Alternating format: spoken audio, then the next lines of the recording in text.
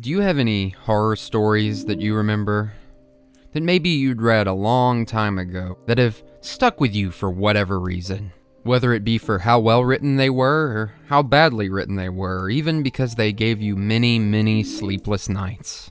Over 9 years ago, I was in my 3rd year of college. The school I went to was roughly an hour and a half from my hometown where my family lived, and on weekends I'd drive back to visit. During these usually late-night drives on a long, dark, and lonely interstate, I'd listen to music or a podcast, and the podcast would either be Welcome to Night Vale or the NoSleep Podcast. The NoSleep Podcast is still going today and is basically a podcast reading no-sleep stories, and I heard many a well-written and chilling tale on these drives. Now, all these years later, I started listening to CreepCast, a podcast done by the creators Meat Canyon and Wendigoon, where they cover online horror stories. They've covered many of the stories that I'd heard and read years ago on No Sleep and the No Sleep Podcast. As I explored my memories of listening to the No Sleep Podcast, one story kept coming back into my head, one that I really wanted to cover because I wanted to see it end, and I never got to back in the day. And frankly, the version that was posted on No Sleep ends rather simply, as a lot of No Sleep stories do. But the author did write a more complex ending when he published the story as a book. So, for today's video, I'm going to read you the original No Sleep story off of r/NoSleep, but I'm also going to read the book myself, compare them, and give you the ending from the book in a summary to cap off the original story, while also analyzing, critiquing both versions, and talking about the relationship between commenters on No Sleep and the stories that people post. Before we get into the story, I'd like to dedicate this video to the author, Milos Bogatic. Milos passed away earlier this year after suffering a years-long battle with cancer. In common with the fictionalized version of himself in this very story, Milos played basketball at a college level for Penn State, and while he did write many other stories for the No Sleep subreddit, he spent the last years of his life with his wife and young children and played a lot of golf. Thank you for the story, Milos. I and many other people will make sure that your stories continue to frighten people for the foreseeable future. Having said that, let me tell you the story he wrote, known as The Story of Her Holding an Orange. What's that? Huh. So this is part 1. It was uploaded directly to r/NoSleep, and it begins pretty simply. From this point on, I will primarily be reading the story, but there will be some simple visuals on screen. I've done my best to make it appealing, but you can also just listen to this like a podcast. Later on during the analysis sections, if you hear this sound effect, it means I put something on screen that you might want to look at. Anyway, we're just going to jump right into it, so here we go. I am a grown, logical man crying tears of horror right now, or the story of her holding an orange. Okay guys, before I begin, I gotta give you a fair warning. This story is absolutely true, unfortunately. It is also very long. It goes back to my childhood, but it wasn't as terrifying until very recently. Now I am completely lost in fear. I am an adult man, logical and intelligent, or I'd like to believe so, sitting in my bed, scared shitless right now, goosebumps all over my body, and tears of horror in my eyes. I ask for your help in explaining this fucking horrifying thing. Caution, you'll notice I curse quite a bit. I want you to know that what you read from now on is the situation as I perceived it in my mind. I like to think that I am a very rational person, and I haven't been able to explain these occurrences in a natural way. Since my mom got a new job, she started making new friends. It's common in our country that friends come to each other's houses for a cup of coffee, cake, gossip, and whatnot. A few weeks into her new job, my mom made friends with this woman, Rose. She would come maybe twice a week, and they'd sit around the coffee table on our balcony and just talk. One day, when I was 17, I was at the balcony with them. I'm not sure why I was there, but knowing me, I probably ran out of internet hours. Back in the day, we bought internet monthly per hour in my country and was bored as fuck. So we're sitting there. They're gossiping about who knows what, and Mom gets up to go get some cake she had baked recently. I remained sitting at the table with Rose, and that's when my life changed forever. Rose was a good-looking woman. She was about 5'6", skinny, long black hair, pearly white teeth. Attractive woman overall. So anyways, I am sitting there with her and she turns to me. She has this creepy grin on her face. Bright red lipstick with bright white teeth underneath are just making it look more scary. Her head is moving slowly, almost as if she's become like a puppet. She says something in the lowest tone possible. Certainly not loud enough for me to understand. "Excuse me?" I say, still not being scared, just a bit weirded out. "You ready to go now?" She said this in the voice of a child, I kid you not, like maybe an 8-year-old girl. "What?" I ask, starting to get scared. "You ready?" She says the same thing again, only this time, she pulls an orange out of her purse. That's it. She just took an orange out and just held it there. Didn't offer it, didn't eat it herself, just held the fucking thing. At this point, I was getting scared as fuck. Thankfully, my mom came out with the cake. Rose, almost as if someone had pushed a button on a remote control, just switched back to her normal self, putting the orange back into her purse without my mom even noticing. I left the balcony, creeped out, but I was only 17, so I very quickly brushed it off. That night, I had trouble sleeping. My room is on the first floor, and my window is at maybe 5 foot off the ground, so I kept looking at it, praying not to see some scary monster. I'd turn my head in bed constantly and look at the window maybe every 5 minutes. The thing from today really had me freaked out. It was getting late, and I started to doze off, but decided to look towards the window just one more time. And there she fucking was. Standing in the fucking window, Rose, just standing there looking directly at me. The moonlight was bright enough for me to see her, with the same grin on her face as she'd had earlier today. Lipstick was as red as ever, and teeth were whiter than ever. I was paralyzed with fear. I often imagined what I'd do in situations like this, and I always had an escape plan or solution for any hypothetical situation. But now, when this friend of my mother's was staring at me through my window at 4 a.m., just smiling, I sat there absolutely motionless. My mouth got dry. I got goosebumps. I have them now even as I'm typing this. And I swear, it became freezing in my room. I imagine it was just my body going into shock, but still. After a few moments, I finally gathered the courage to get up out of bed. I started walking towards the door. Her head began to turn towards me, slowly, with the grin still there and everything. Again, it was as if she had become a puppet, like someone was controlling her on strings. I wanted to scream for my parents, but knowing how tense they are, I decided not to because I didn't want to cause them to panic. There had to be some kind of rational explanation for this, right? Some kind of real reason for my mother's friend to be at my window at 4 a.m.? For fuck knows why, I decided to walk to the window where she was and ask her what the fuck her problem was. I made 2 slow steps towards the window and froze. I froze because I noticed her move. You know what her movement was? Taking that fucking orange out of her purse. Does anyone know what the record time is for having goosebumps? Because they sure as hell aren't going away right now. Anyways, after being terrified for what felt like a minute, I continued to move towards the window. I'm a big guy, and I figured I'd be able to fight her off if push came to shove. My window pulls up to open, so I pulled it open some 10 inches. She didn't move at all, just stood there holding the fucking orange and looking at me with the widest, scariest grin you'd ever seen. So I just stood there, and she just stood there, and then she began to bend forward. But every move she makes is so slow and methodical and mechanical. She begins to bend down so she can reach the opening part of the window. I'm horrified. She pushes her head through the 10-inch opening. Barely enough for her to get her head through, but she manages. "You'll go with me now?" As she's saying it in her 8-year-old voice, her hand makes its way through the 10-inch crack in the window to seemingly offer me the orange. So, what do?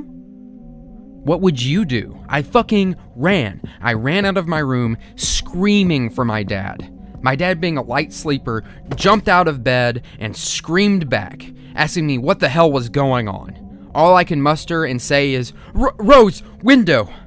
While Dad is putting his pants on, I run back to my room, wanting Rose to be there so he can see that I'm not fucking crazy.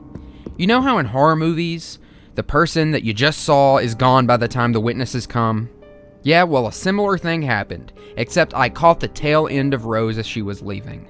There's a house some 100 yards away from mine, and it had one of those motion-activated floodlights. I saw the light come on, and just the glimpse of Rose's backside disappearing behind the house. By the time my dad ran into the room, she was gone. After much talking, he decided that it must have just been a night terror and told me to call him only if something physically comes into my room. You and your fucking imagination, he said, walking away. Needless to say, I got exactly 0 hours of sleep that night. Nothing happened for the next few months. Rose would still come to my mom and visit, but I'd make sure I was not home. Fuck that. As in every teenager's life, so many things were happening around me, and I forgot about the whole Rose incident. I don't know how, but I did. And then one day, I was spending my afternoon browsing the internet, years before Reddit existed, unfortunately. I got pretty hungry, so as any spoiled child does, I yelled for my mom to see if she was home and would come make me a sandwich. It didn't seem she was, so, oh well, tough luck, looks like I'm making my own sandwich. The kitchen in our house is connected to the living room, but you can't see the living room until you're at least in the middle of the kitchen. So I open the door to the kitchen, walk in, and I freeze. There it is, right there on the fucking kitchen table. An orange. Immediately I thought of that terrifying night with Rose. I thought, Rose is here. She's in the house. I sat motionless in that spot. Then, a few seconds later, I realized how stupid I was for relating a common piece of household fruit to a crazy window stalker.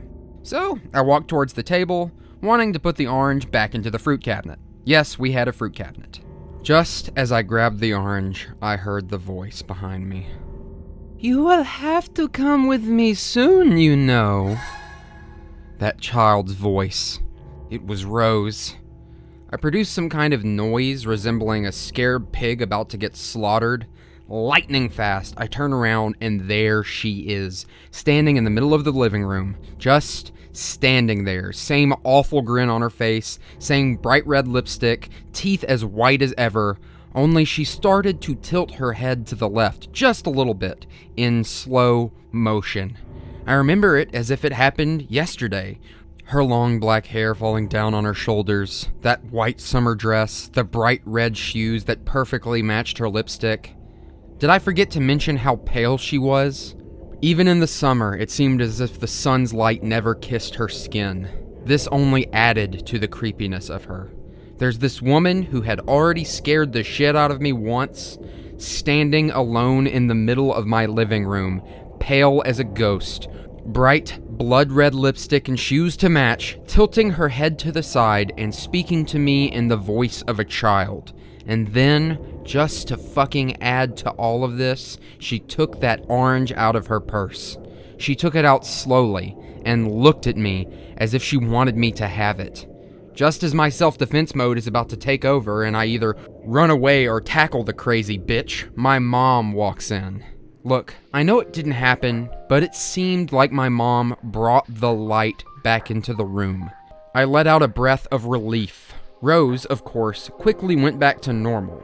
Apparently, they were about to go for a walk and my mom was getting ready in her room while Rose was pulling that grudge routine on me. Since neither of my parents believed anything I said about Rose, I wasn't sure what to do.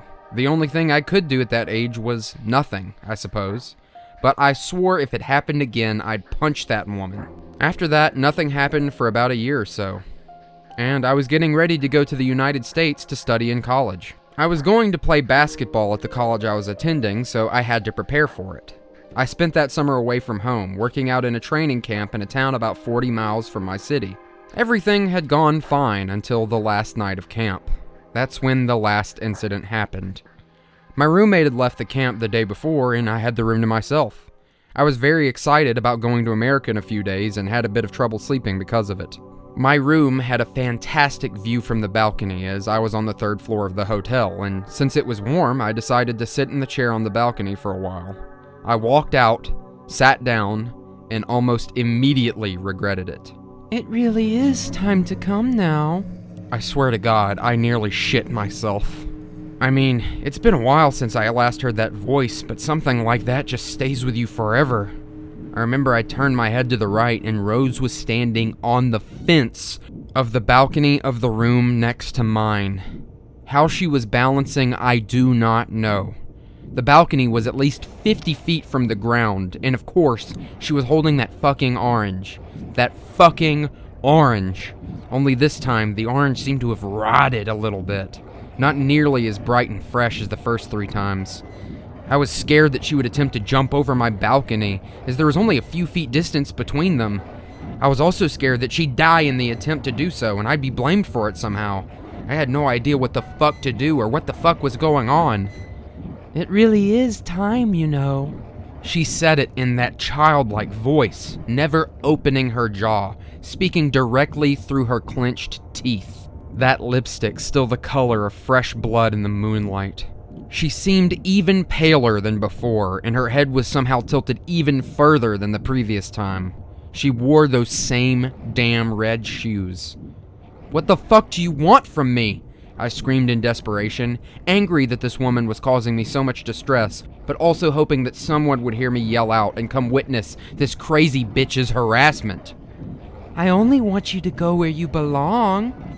She said that, and again, never opened her teeth. She only sprang her hand towards me, almost offering me that semi-rotten, nasty-looking orange. Fuck you, you crazy bitch. I opened the door of my room, and as I was walking in, I heard, "You will come." I slammed the door, deciding that this woman had to be fucking schizophrenic.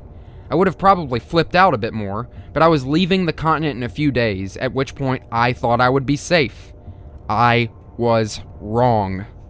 I know I've written a wall of text, but this is the shortest version of all of these creepy events. I came to the US and I've been here for 7 years now. I somehow forgot all about these incidents and went on with my life. The only time I ever thought about Rose was when talking to my mom, who said that since I'd left, her friendship with that crazy bitch thankfully fell apart. I honestly couldn't be happier.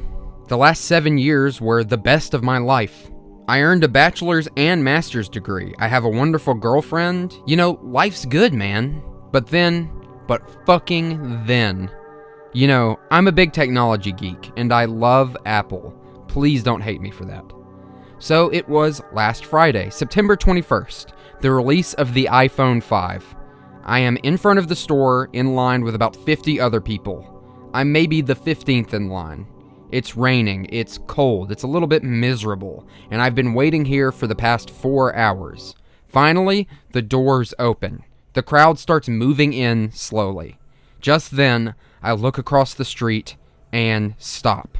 The people behind me begin to run into me. I can hear them complaining, but it's all bouncing off of me, because across the street, I see a woman in a bright white dress, with skin incredibly pale.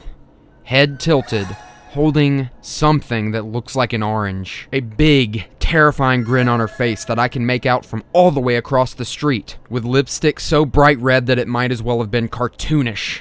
I couldn't move. I was frozen to that spot. Suddenly, someone from back in the line pushed the others ahead, causing me to fall. While I sit there down on the ground, I watch the woman disappear around the corner. I stay there. It was Rose. It was definitely her, I swear to God. I stayed there on the ground for a few minutes, trying to gather myself, and then get up and walk into the store. Sadly, there were no phones left, but I couldn't really think about that. I couldn't really be bothered by it. I decided afterwards to walk across the street, and there it was. At the place where she had been standing was a mushed, terribly rotten orange. That's it. Just a rotten fucking orange. I started crying, bawling really. All of those memories came flooding back. I wondered if the rest of my life was going to be spent being stalked by this insane woman. How had she even found me anyways? I spent the next few hours sitting alone in a coffee shop, drinking tea and reasoning with myself how this could even be possible. I kept no secret from my friends and family about where I was. Did she stalk my Facebook? My friends? Did she travel here just for me to hurt me? What the fuck is her problem? Answering no questions I asked myself, I decided to go home, thinking I would keep it to myself. My girlfriend noticed something was wrong with me for the next few days, but she didn't push it, thankfully. I figured it was all a fluke. My mind had just been playing tricks on me because I was up all night before waiting for the iPhone. Plus, it was raining. How could I even see that well from across the street? And that orange, well, that was just a coincidence. I convinced myself that I was making everything up. So, then, today, a letter came. I get a lot of mail, so it's not out of the ordinary, but there was this envelope with no return address. I opened it and was immediately shocked. I was holding a Polaroid picture. And in that picture was me standing in line in front of the Apple store last Friday. Only the picture was taken by someone standing right behind me. It was taken at the moment I was looking across the street at Rose. I could tell because of the horrified look on my fucking face. And on the back of the photo were just a few words that are sending shivers down my spine. You come with me now. I dropped the picture and immediately began to cry like a fucking baby. I mean, crying my ass off. I was inconsolable. My girlfriend found me in our room, curled up on the bed, just still crying. She was horrified that maybe someone close to us had died, as she'd never seen me shed a single tear in all the time we'd been together. So, I had to tell her. I started telling her a quick version of the story, leaving a lot of details out so I could get to the point quicker. As I was talking, she began to grow paler and paler, and she never said a word. As I finished my story, she'd become pale as a ghost, not even moving. Then she asked, oh my God, she asked a fucking question that honestly almost caused me to faint. She said, this woman, did she happen to be holding an orange? I froze, and then she began crying, like I'd never seen her cry before. We had a long talk that night, and her story would require another wall of text. Honestly, I'm fucking tired from typing this much, and I'm pretty sure nobody will be even willing to read this much. I'm so lost. I'm terrified, I'm confused, but if someone is reading this or hearing it, I'll write out the rest. I'll write in hope that someone can offer me a solution or an answer. Currently, we're both scared as fuck, not knowing what we should do next. The police is an option, but what do we tell them? I don't know, man. I'm fucking scared for mine and my girlfriend's well-being. Someone help me. Update. Well, guys, shit. Don't know what to tell you. It happened again today, except I didn't even see her. Let me give you a quick rundown of the events. 9 a.m. I go to the local police station with my girlfriend. We tell them all that we know and show them the Polaroid. Although friendly, they say there's not really much they can do other than file a possible restraining order against someone who they say probably isn't even in the country. They think I mistook her for someone else, and the picture, they said it was probably a prank. They did take the photo and open a case file, just in case it did escalate. And it did. 1 p.m. We arrived in town exactly where I saw her. We went to the exact location and there was nothing there. Don't know what the hell I expected anyways, but we stayed in town for a while. 6:30 p.m. We arrived back home. The front door of our house is unlocked, but this isn't uncommon as we live with 5 other roommates. So we go upstairs to our room, and our room is open. This is unheard of, as we always make sure to lock it, and our landlord is the only other person who has a key to our room. I yell out, asking if someone is there. No response. Also, none of my roommates are in the house at the time, it seems. So we walk in, and we both froze in place. Our room is pretty small and made up of 2 queen-size beds that we've put together and a little dresser, and that's about it. So, what do we see? All of our pillows have been put on the dresser. The towels are on the bed. Our sheets have been taken off of the bed and put on the floor. They are spread out, In the center of them is an orange cut in 2 halves with a little peel next to it. My laptop is facing the door and is playing the same song on repeat. The song playing is my favorite song from childhood, Africa by Toto. My desktop background has been changed to a picture from my childhood that I didn't even have on the fucking computer. 7 p.m. We called the police. They arrived 15 minutes later. We take about 5 pictures of the mess just before they came. They say they'll start an investigation, but claim that it's still not that serious for fingerprints and stuff. 8:30 p.m. The police leave and tell us to call should anything else happen, and they also advise us to stay with friends if we can. We then spend the next few hours just talking, man, trying to figure this all out. We're exhausted, both mentally and physically.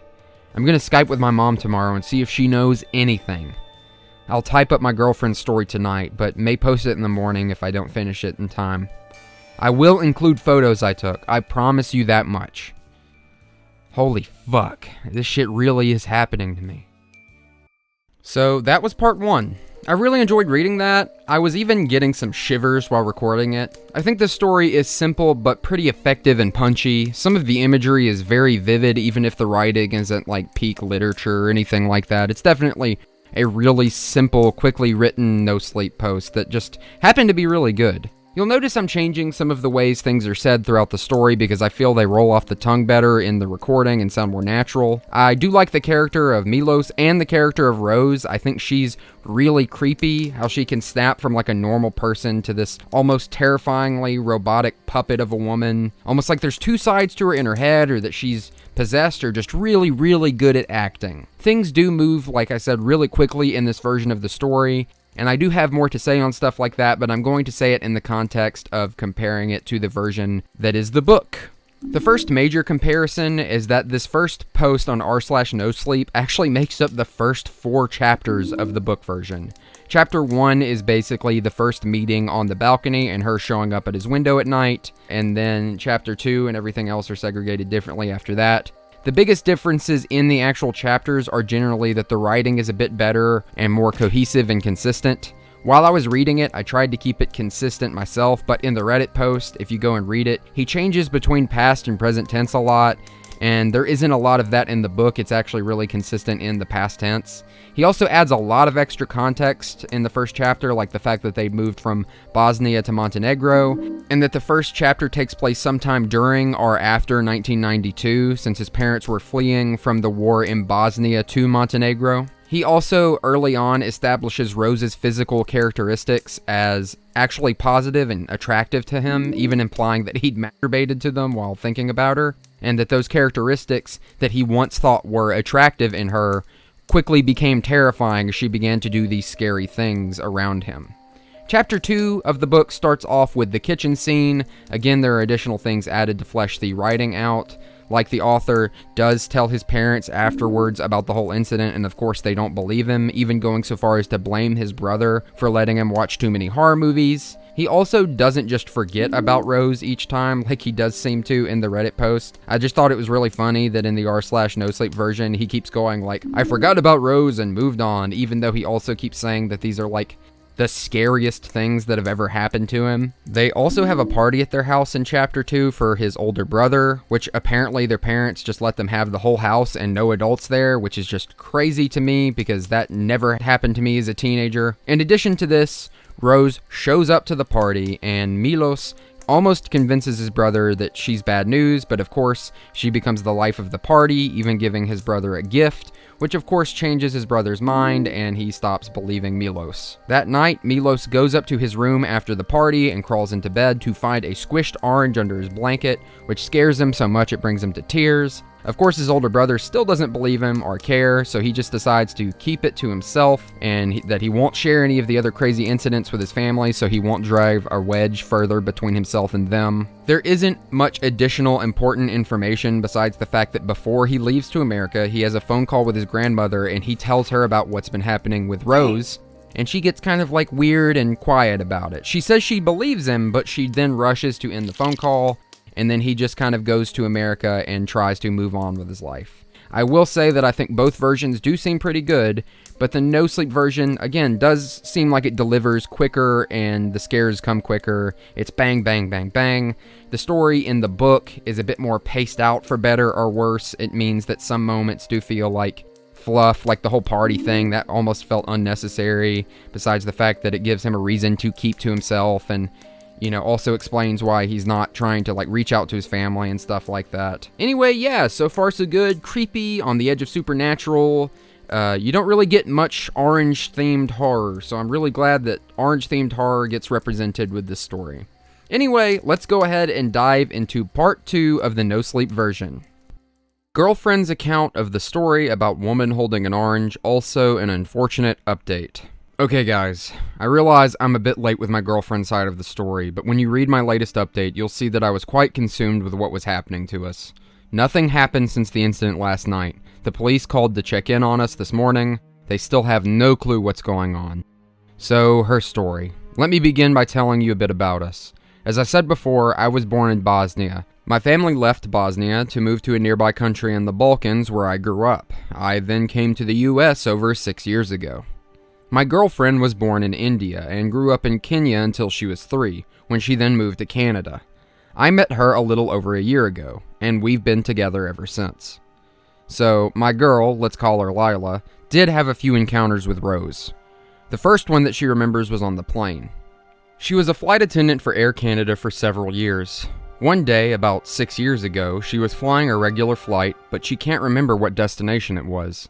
It lasted maybe 2 hours. Once the plane took off and the seatbelt signs went away, she got up to serve complimentary drinks to the passengers. About halfway through her section, she met Rose. She didn't know this at the time, of course. She said that something was terribly off about the woman. She had this creepy grin on her face and she was really pale and stared at her the entire time. When Lila finally offered her a drink and some snacks, Rose gave her no answer, only widening her creepy smile. Then, Rose spoke. "I have something for you," she said in a voice that definitely wasn't natural for a woman her age. Her voice belonged more to a teenager than an adult. There was something playful but absolutely terrifying in it. Now, Lila has seen some shit while flying, so she wasn't too taken aback by this interaction. "Yeah? What would that be, ma'am?" "Don't patronize me, you bitch." She said that fast, like really fast. Her jaw was closed the whole time while saying it. Then she started grinding her teeth, never letting go of that fucking smile. This was a huge red flag for Lila. When passengers get aggressive, attendants walk away unless there's something physical happening. "All right, ma'am. Well, you have a pleasant flight, okay?" "I have this for you," she whispered, taking the orange from behind her back, never moving a muscle on her face. Still, that strange teenage voice, like when a 12-year-old hits puberty kind of voice. "No, thanks." Lila decided to call it a day with the crazy cunt and walk away. "Oh, but you should. Or one day, you know, one day." And that's that. Lila gave her the fuck off look and walked away.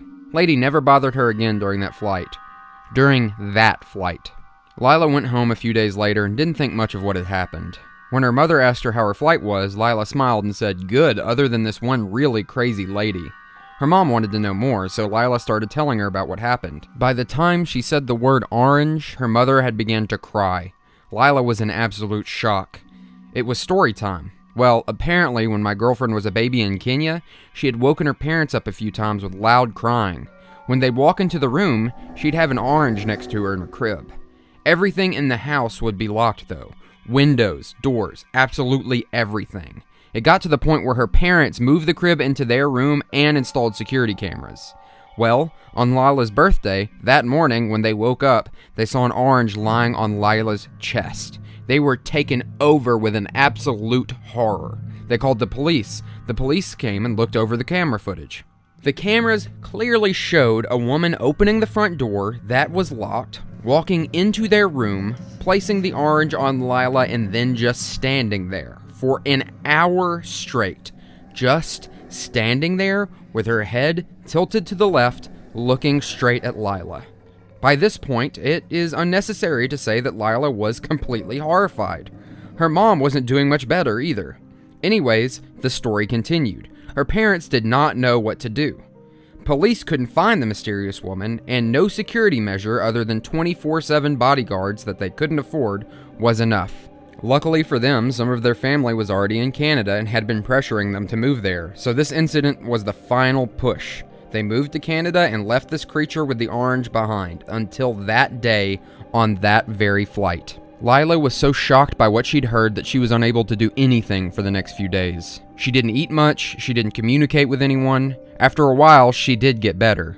There was no sign of further terror, so she started to believe it was all a fucked up coincidence. And just like that, she went on with her life. She didn't see Rose again until years after that incident. In fact, the next time she would see Rose was 1 month before she met me. Lila did a lot of transatlantic flights. She loved these. Long travels, decent money, seeing the world, it had it all. 1 month before we met, she was coming back from a trip to Hong Kong. She flew to Toronto, I believe. She's asleep and I don't remember exactly. I believe it was Toronto though.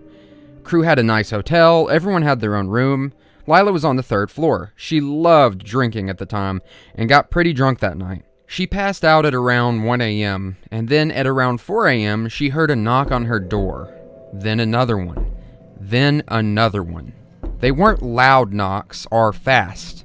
No, they were slow and silent and deliberate, but just loud enough to wake her drunk ass up. She rolled herself out of bed thinking it was one of her equally drunk crew members. Not thinking much of it, she opened the door and there she stood. Lila said that the lights in her room were off, but the TV was on. Light from the screen was shining on Rose's face, shining on Rose's grin, on those pearly white teeth and that bright red lipstick and a white face paired with a tilted head. You know when you're drunk and you see some scary shit or something happens and you sober up almost immediately? Yeah, she just let out this helpless sound of horror and they both just stood there. Rose started rocking back and forth on her heels, and every time she'd rock back, she'd reveal those matching red shoes underneath her white dress. She began to grind her teeth, and then she pulled out the orange, of course. What do you want from me? Lila begged. Rose kept rocking back and forth with that same smile. Please, just leave me alone. I don't have anything. You take it. You take it now. He will too, she said with that same teenager voice, only a little more playful tone was used this time, like a happy-ish child. Don't know if it was her defense mechanism activating, but Lila took the fucking orange and threw it over Rose's head and screamed, "Get the fuck out of here and take the shit with you, you freak!" That was the first time either of us saw Rose lose her smile. The white teeth disappeared underneath the tucked red lips. Head went back from a gentle tilt into an almost natural position. I will see you too soon. She said it in an adult voice, and this voice was even scarier than the teenage one. Lila says it was scarier because it sounded real, like a conscious, normal person making a threat. Of course, at that time, Lila didn't know me and had no idea who you two were. She assumed it meant her mom. And that brings us to today. Yeah, if you read the update from my previous story, you saw that our room was broken into by Rose. That's the logical assumption. We took pictures of the break-in before the police came. They will be up on here today. Some stuff in our room was moved around, and we're scared as fuck, clueless to what the hell is going on. I'll be Skyping with my mom soon to see if she has any answers. Lila's also going to talk to her mom. I am personally just shocked at these developments. I never believed anything like this was even possible. Quite honestly, if one of you wrote this story here, I would not believe this shit. And I can't blame you if you don't believe me. But if you have any idea about what this might be, I'm all ears. I assume it's some kind of cult, but the only thing that fucks with my head is the fact that Rose knew my girlfriend before I even did. Everything so far could have been explained in some logical way, but this took it to a super duper fucking unnatural level. Was this group putting some effort into getting us together? How'd they even manage that? And more importantly, why? For what possible benefit? Fuck all of this, man. Just fuck this. Before jumping into the book version, I want to say it's really interesting to see Rose acting differently here. I think some of this might be being added to go forward. Her calling the girl a bitch means she probably doesn't like her as much. The teeth grinding is also a creepy thing to think about. Someone having this smile where you can visibly see them grinding their own teeth. That's really spooky. It's also interesting to think about the fact that it hasn't brought it up yet, but Rose has been around this one girl since she was literally a baby, and they're supposed to be like in their mid-20s, which would mean that Rose herself was like in her early 20s doing this. The main character hasn't even wondered about her age yet. The fact that Rose does not look older when he saw her, it hasn't been pointed out yet, and I don't know if it even matters, but that's just something interesting. So after having read chapters 5 and 6, which do cover parts from this second post, I have a little disclaimer that I'm going to add. From this point on, things get a little confusing because he starts writing in things that he mentions later in the NoSleep story earlier in the book to try to make the narrative a bit more fluid. So I'm going to try and just truck it out and point it out when it happens, but I'm just letting you know, it might get a little confusing. The book version, having already established that our characters from Bosnia and moved to Montenegro, instead immediately establishes Lila as having come from Kenya, rather than just kind of casually mentioning it. In the book also, her name has been changed from Lila to Trish, so the chapter's name, which is chapter 5, is Trish's story. It also establishes her as being Indian, but then goes on to imply that it doesn't really matter to the story at all, so I don't know why it's even brought up. Except later that he uses it to try to explain why she believes so much in the paranormal. Rather than jump right into Trish Lila's many encounters with Rose, the book details him and Trish's first meeting. This is in both versions of the story, it just comes later in the NoSleep version, because people kept asking him how they met in the comments apparently. More than likely, people asked because they thought it might have something to do with the mystery of all this, but we quickly find out that it doesn't have anything to do with the mystery, meaning its inclusion is kind of pointless, but it's also written kind of cringily in my opinion. It feels like a Lifetime movie moment, including Milos needing to be saved by Trish from a very persistent older gay man who's flirting with him. He might have felt he had to include this in the story to stop people asking about it, but I feel he probably could have gotten away with just saying, I don't think our first meeting has anything to do with these events, and moved on. Anyway, you'll hear more about it when we actually get to reading it in the NoSleep version. But after all of this is shared, she does finally share her story about Rose. You know, they talk a little back and forth. It doesn't feel necessary. Again, it's very quick in the NoSleep story, and in the book version, they have to have this like really like creepy, like, so you know the woman holding the orange? But anyway, this covers some of the encounters that we've already heard, like the first encounter with Rose on the plane, but it doesn't actually say that it was 6 years ago, instead being very vague about it. I also didn't point this out when reading the actual NoSleep post because I'm trying to do it in like a cinematic reading type way, but I think it's really funny that it says in both the NoSleep version and the book version that Rose just pulls the orange from behind her back, which implies that she either has her hand behind her back the whole time just to pull it out, or that she's literally letting the orange rest between like her back and the seat just so she can reach behind her and pull it out and try to offer it to Rose, which is just a really funny visual. She's acting like some type of fucking magician. Also added in is another encounter with Rose, again, that might pop up later in the NoSleep story. Trish likes to surf. She goes to Nicaragua to surf with her friends. As has been established, both Trish and Milos are hardcore party people, apparently, and her friends throw a party on the beach like once a week. During one of this parties, she feels kind of sick and falls asleep on the beach, and all her friends go surfing, and then she wakes up with a very strange man next to her wearing all black and like a white dress shirt and no shoes, so just a very strange looking man overall. The man apparently knows her, asks if she slept well, and is creepily smiling almost just like Rose.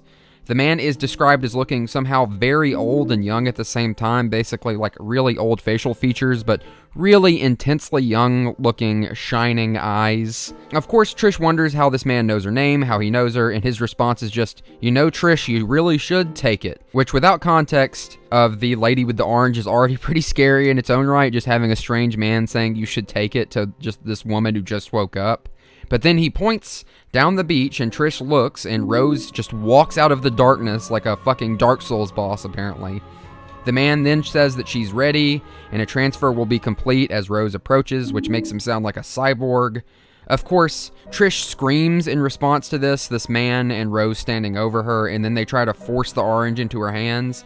And like every other person who aren't the two main characters in this, her friends come back from surfing and instantly, for some reason, just believe that she's freaking out over nothing and that these two people who approached her while she was sleeping on the beach are completely innocent and that she's just acting crazy and had too much to drink, which is just really frustrating.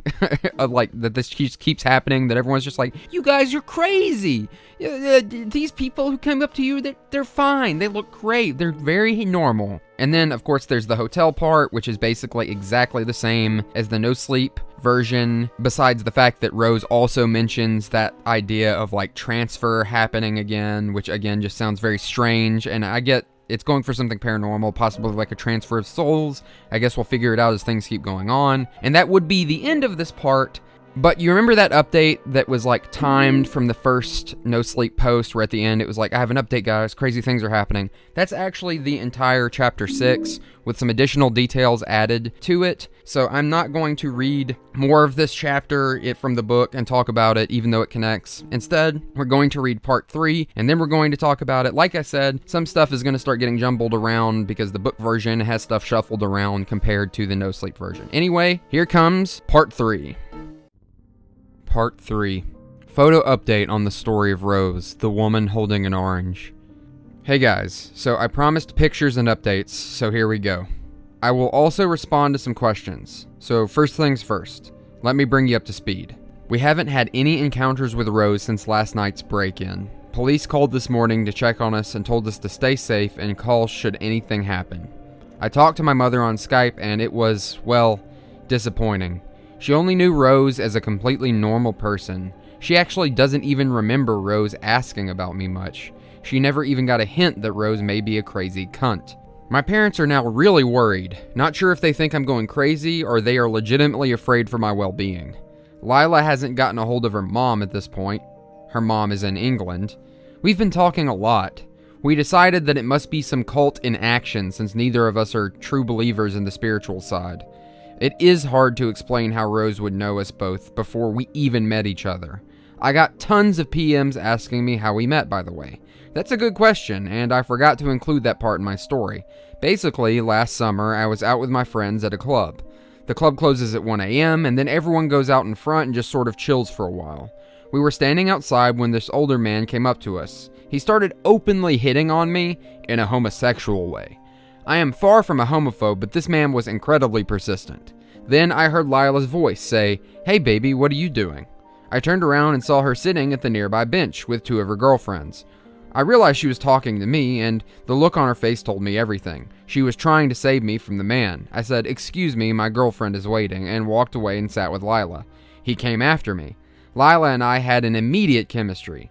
The man didn't believe us that we were together and kept asking questions about us. But Lila and I played off each other so well that he finally decided we were telling the truth and left. We even kissed that night. She was visiting that town for only 2 days, but promised to come back and see me. And she did 2 weeks later. We've been together ever since. I realize that some may suggest that the man was part of the cult and tried to force us onto each other, but it still took free will for both of us to do what we did, so I doubt the possibility of that conspiracy. Lila is in a bad mental shape right now. She's terrified and jumps at every little noise. I don't know how I can help. I'm scared myself, but I'm doing my best to appear strong for her. Some of you suggested that this entire story is fake, and I'll say this. I'm fully aware of how incredible this all sounds, and that's exactly why I posted it here. Many of you helped with advice and kind words, and I really do thank you guys. Others that don't believe me, you can view this story as a shitty piece of fiction. I never said it to be a good story, just a true one. If you guys feel that the story of my baptism may have something to do with this, I'll find the time and write it out, although I have to note, you are an impatient bunch. Please realize that we are going through a lot right now. Thanks. So, some updates regarding the pictures that I'm about to post. Alright, so I snapped a few pictures before the police came. Also, after they left, and left the orange, I noticed something engraved/written on the peel. I took a photo of that too. Bottom word I was able to... It says Otvori, which means open in my language. The top word, I can't tell what it is. I don't know what to do with the orange. I still have it, and we'll throw it out soon. This is a picture of our stairs leading to the room. This is the view from the door of our room. This is a close-up of the oranges. This is a closer look at the oranges. Notice the peel. This is another blow-up of the fucking thing. This is a message written engraved in the peel. And this, as I said, someone changed it to the picture from my childhood that I didn't have on my laptop. If anyone can make any sense out of this, I'd appreciate any help at this point. The Polaroid picture is now at the police station, but the cop I know told me that if nothing happens within a few days, I'd be able to at least come and make a photocopy of it if I really wanted to, so that's all for now. Edit. I blurred out part of the last image to protect my privacy. It was revealing my name. Kind Redditor discovered it and messaged it to me. So, here's another update. Also, do I update on these posts or create new ones? I told my mother what's going on and she asked to see the picture. She recognized it. The woman in the picture is a friend of hers from when I was a child, and the kid in the picture is her son. She doesn't know where the pic came from or that it was ever taken for that matter. My mom said she spoke to my grandma who still lives in Bosnia, and my grandpa seems to know something. I'll have to call her tomorrow. Later on, I'll upload the desktop pic that was on my laptop. Still in search of the original files or hidden folders on my computer. That is where part 3 ends. It ends pretty abruptly, so we're going to get right into talking about the differences between this and the book and everything else. Like I said, things get moved around in the book. On the NoSleep version, we actually see the update that details the break-in all the way back at the end of the first post. So you kind of get brought to the current point in the story, like from the very beginning, and then get more of the history, so you kind of know where it's going. In the book, the break-in update and this third post are combined into a single chapter, which is chapter 6, about halfway through the book. The break-in is the first half of the chapter, and then the second half is most of the information that was just included in part 3 here. Again, there's a lot of extra detail, like the fact that they live in Provincetown, which is a small town, which is why the police arrive quickly, and that the police believe him because he's friends with a few of them. But they can't do anything because no real crime happened, which I've got to say, this is probably the most unrealistic part of the whole story, that like barely anyone else they know believe them, but the police happen to believe them about this insane lady. That's just unbelievable. That's how you know this is fiction. I want to give some criticism while I'm here. The reason the book doesn't hold up as much as the NoSleep story is because it still feels like someone recounting something that they're hurriedly writing in a post, just with extra like details and a little bit of like literary flourish. I do think if you just read the NoSleep version, you're not missing out on much in that regard. In the book version, Milos picks up the peel as his girlfriend puts the room back together and notices both words written on the peel, and they're both legible. One is Ajde and the other is Otvori. And interestingly, in the NoSleep version, a comment actually helps him figure out the first word. Both these words translate to come on and open in Serbian, Ajde being come on and Otvori being open. Serbian is Milos's native language, by the way. They then see the picture on the laptop in the book, but unlike the NoSleep story, he doesn't actually recognize the picture at all. It then establishes that Milos thinks it's a cult that's after them, and that Trish, who believes in the supernatural because of her culture, thinks it's a demon, and accepting the orange would be accepting them and becoming demons themselves. This is a really strange addition, because in the NoSleep story, they both just kind of agree it's a cult, but he adds this in. I don't know if it's because that's actually where the story is heading, so he wanted to give like a little hint towards it or create more ambiguity, but I guess we'll see as the story goes along. His mom gets back to him at about 3 a.m. in the book, which is 9 a.m. in Montenegro, and says that the photo is of them and her former best friend and her son, but does not remember the photo being taken and asks him how she got it because it kind of freaks her out. And after talking with both his and Trish's parents, they get no additional information, though Milos's parents finally believe him, but not at first. It's frustrating to read because his mother even questions him after showing her this weird photo, and again just thinks he's making the whole thing up and that he's just like freaking out until his girlfriend like backs him up. It does keep consistent in the book that like people still are just not believing them, and in the NoSleep version his parents finally just kind of take his word and seem like a little bit worried about him, though he even questions if they don't think he's just crazy. So I think that's all there is to cover, and I think the two stories converge in their similarities with this next part again, as chapter 6 ends with Trish staying with friends and Milos calling his grandmother Chapter 7 is titled Grandma's Story, and as you're about to see, part 4 is basically that. It's him contacting his grandmother and her telling him some more about their family's past with these strange people. Anyway, at this point, I'd say I get why some people think the original No Sleep story is better. Some of the additional details in the book do come off as a little bit pointless. While I think the book version is slightly better written, it isn't enough well written to have the amount of fluff that it does, and some of the rearranging actually does a disservice to the story. It kind of feels like it takes the punch out of it and takes some of the wind out of its sails. Like, the update being at the end of part 1 kind of immediately makes you go, okay, I want to know where this is going, because people are like breaking into his apartment. The book still does kind of read like a bunch of posts edited to be put into a book. There's also a Wattpad version that's like in between these two versions. It's slightly more detailed than the No Sleep version, but it doesn't seem to be just the book version on Wattpad. Anyway, let's move on to part 4 of Her Holding an Orange. My grandmother met Rose and others like her. Her encounters and a picture from my desktop. Hey guys, after many PMs asking for an update, I decided to bring you up to speed on what's been going on. But first, here is the screenshot of the desktop picture that Rose or her cult put on my desktop. I haven't been able to find the original photo or any kind of hidden file.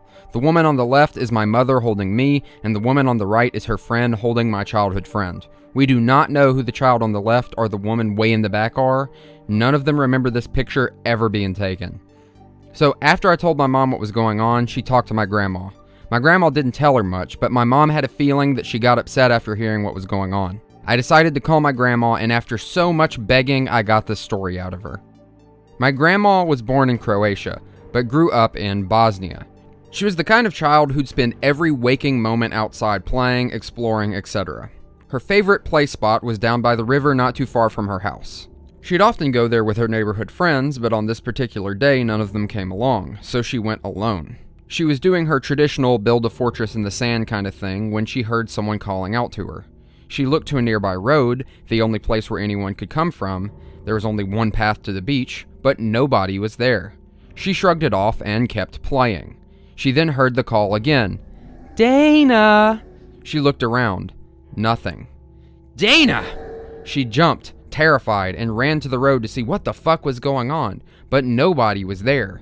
She thought one of her friends was fucking with her and decided to turn around and go back to the fortress. That's when she saw him. It was a man, above average height, maybe 6'4", dressed in a suit and one of those stereotypical hats that a gentleman would wear in the 1930s. He had on a dark, dark black suit, dark as night, and a white dress shirt underneath with a black tie. He was holding a cane. The thing is, he was standing in the water knee deep, in a suit that probably cost an arm and a leg at that time. My grandmother was obviously taken aback. But as any curious kid would, she decided to go check on what was going on. She walked up to the border where the waves were ending. He was still standing in the water. Yes, mister? She asked politely. I got something for you. Yeah? What's that? Well, as predictable as this story may be getting, it is unfortunately fucking true. It was an orange. My grandmother grew up in a wealthy-ish family, and even though the times were tough economically speaking, she had an abundance of fruit, so the orange wasn't a wow-causing type thing. Thanks, mister, but I just had lunch. You can give it to someone else. No, Dana. This one is specially for you. He tilted his head to the side, and for a second she thought his hat would fall into the river, but it didn't. He still held the orange in his other hand, offering it to her. But I don't want it. You take it, and you take it now. My grandma's been through a lot of shit.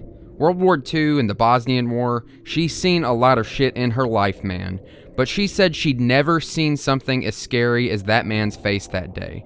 She was a child and therefore very impressionable with a vivid imagination, but she swears that when he said that, his eyes, the white part, not the pupils, got much darker and she could see anger on his face, although he had somewhat of a grin. My grandmother, filled with fear, turned and ran away. She only stopped when she'd had a good distance between herself and him and turned around to see if he was chasing her. But he wasn't.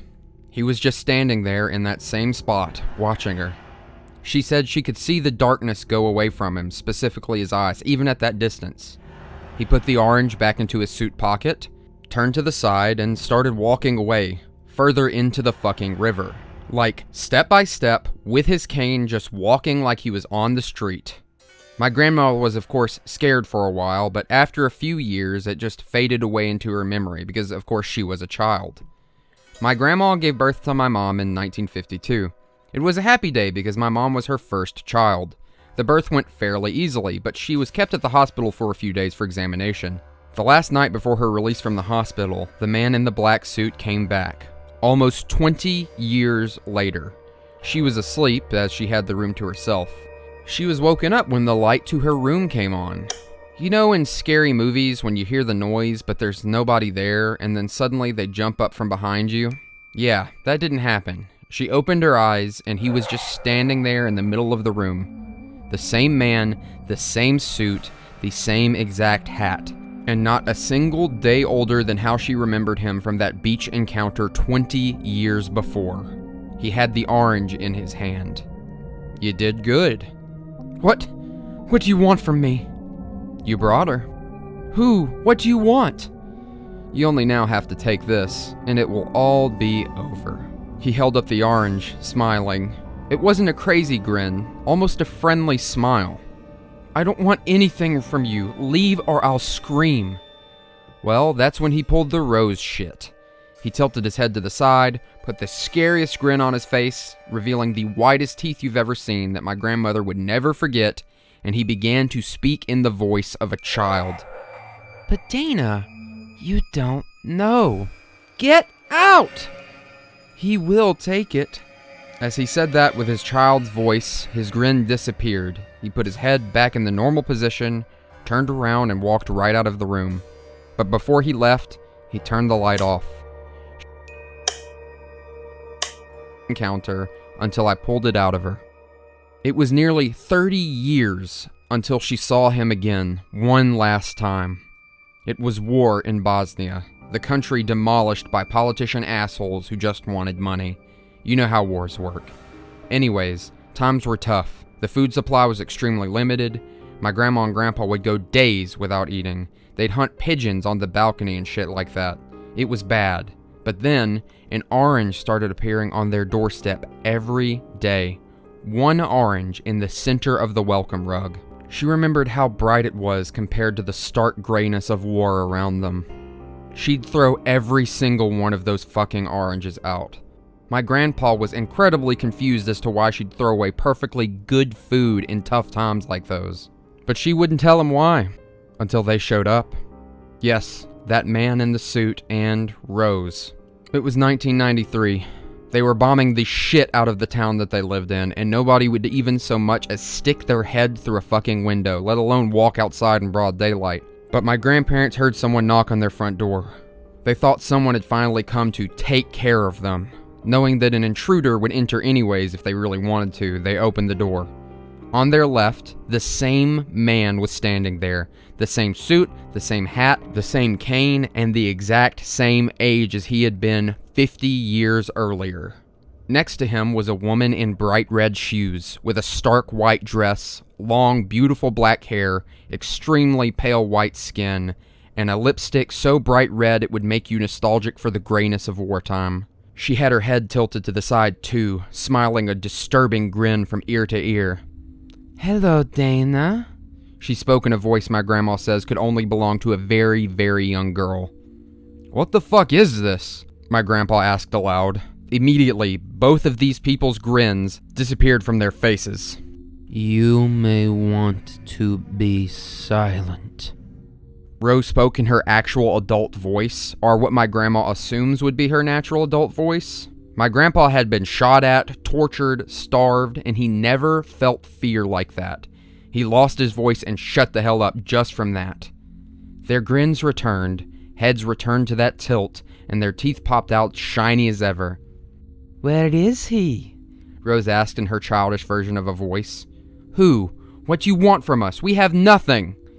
"Don't do this. Just tell us where."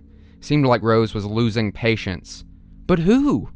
"Your grandson." Her eyes pierced my grandma's soul. She felt blood freeze in her veins. He's not here. He's in Montenegro. She thought that whoever these people were, they'd give up once they found out that her grandson had moved away hundreds of miles. They produced even wider smiles, if that's even actually possible. They turned around almost synchronized, like a snap, and walked away. My grandparents watched them leave over the balcony. Bullets were flying around, bombs were blasting the ground fucking everywhere, and they were just walking down the middle of the street like they didn't give a fuck, like they were untouchable, with their heads tilted, smiling so big that you could still see them from the balcony. So, I'll be the first to call it. Bullshit. Bullshit, bullshit, bullshit. This is becoming a fucking fairy tale. This is not happening, man. Yeah, I'm with you. Had I read it on here or anywhere else, I'd enjoy the story, then tell OP to go fuck himself for trying to convince me that this bullshit was real. But this shit is real. I have no logical explanation for it. Are they a cult? Maybe. Why don't they age? Why are they everywhere? Why are they following everyone I fucking know? Fuck me if I know.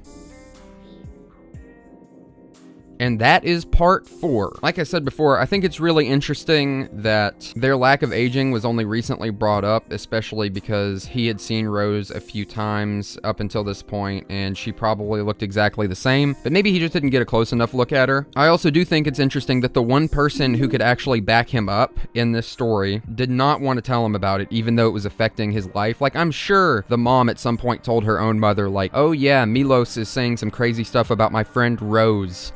You know, that she's like following him around, offering him an orange. I know the author probably didn't have the foresight of thinking about that, even in the book version, but it's just really funny to think that the grandma's just like, well, I'm just not going to tell him. Like, I just don't want to deal with this. He can deal with it. She obviously loves him, and she does tell him when he asks, but it's just funny that she didn't cough it up earlier, I guess. So now on to the book version. Right off the bat, Trish goes to Pennsylvania to stay with a friend. She tries to argue with Milos, but he basically scares her by saying, you might see Rose again, and she's like, adios, motherfucker. The call with the grandma details her a bit more, as well as their relationship, and also the fact that she just kind of refused to tell him anything. They have a little bit of back and forth, but eventually she gives in when he's like, they're gonna hurt us. She does eventually tell him the story, and the changes are minor. Like, his grandmother logically wonders how this weird suited riverman knows her name. His response is pretty spooky, as he immediately says, oh, we all know your name, Dana. Then it moves on to the hospital scene. Again, it has some additions that just kind of make it scarier and make a bit more sense. Like, the reason she's staying in the hospital longer than after the birth is because there are complications with the birth. The man also mentions that he will serve as the transfer, which is probably referring to Milos.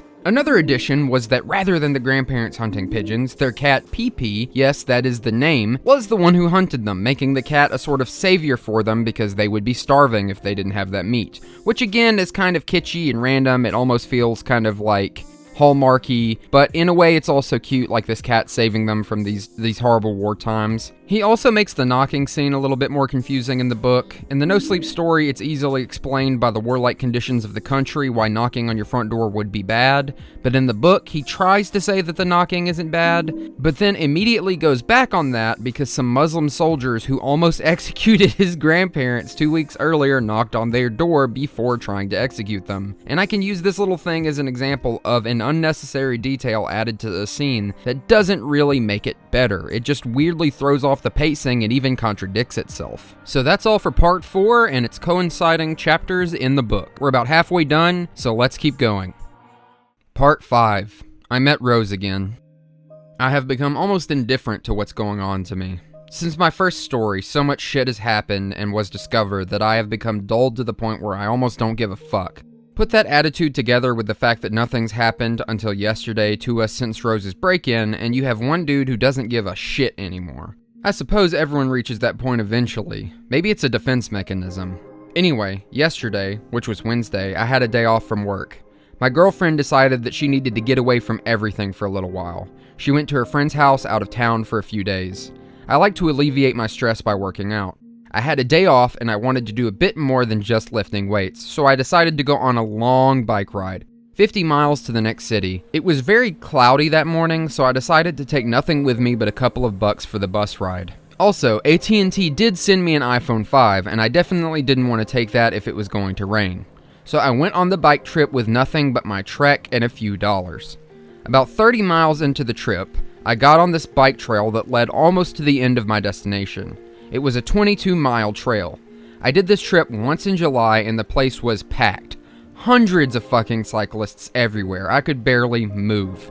This time, the trail was practically deserted. There was nobody on it. And the weather seemed to just becoming shittier and shittier. Heavy fog set in. I almost felt as if I were in a cloud. It was so moist, but without the actual rain. My shirt was drenched with water and the visibility was absolute shit, but I decided to keep going anyway. A few miles into that trail, I started noticing benches on the side of the trail, something I hadn't noticed before. This is a cool idea since the road is so long, and I guess you do need to take breaks from time to time. I kept riding though. The visibility was at best 15 feet ahead. About 7 miles into the ride, I thought I heard someone laughing. I squeezed my brakes and slid a few feet. I listened. Nothing. Well, I know what you think, and you're right. I'm a fucking idiot. Why would you go on a long fucking trip on a secluded trail when you have some crazy bitch following you? That's basically the plot of a cliche horror movie. I know, and I regret what I did. But my reasoning was that nobody ever physically attacked me, so the worst case scenario would be I am offered another fucking orange. I got back on my bike, did a few pedal strokes, and then heard the laughing again. It was coming from up ahead. Fuck it, I am biking through this, I thought. Fog decided to have mercy on me, and the increased area of visibility went to about 25 feet. That's when I saw someone sitting on one of the benches up ahead. I lied to myself saying that it's normal for a biker to sit on the side and rest. That's what it is, probably, right? You and I both know that no, it wasn't a biker sitting there. It was a man. He wore a stark black suit, no hat or cane though, so I felt a little bit better. I switched my shit into the highest gear and started pedaling Armstrong style. As I was passing him, he started to laugh again. There was nothing around him. No newspapers, no phone, no bike, just sitting, hands on his knees, not even looking at me, just looking straight ahead.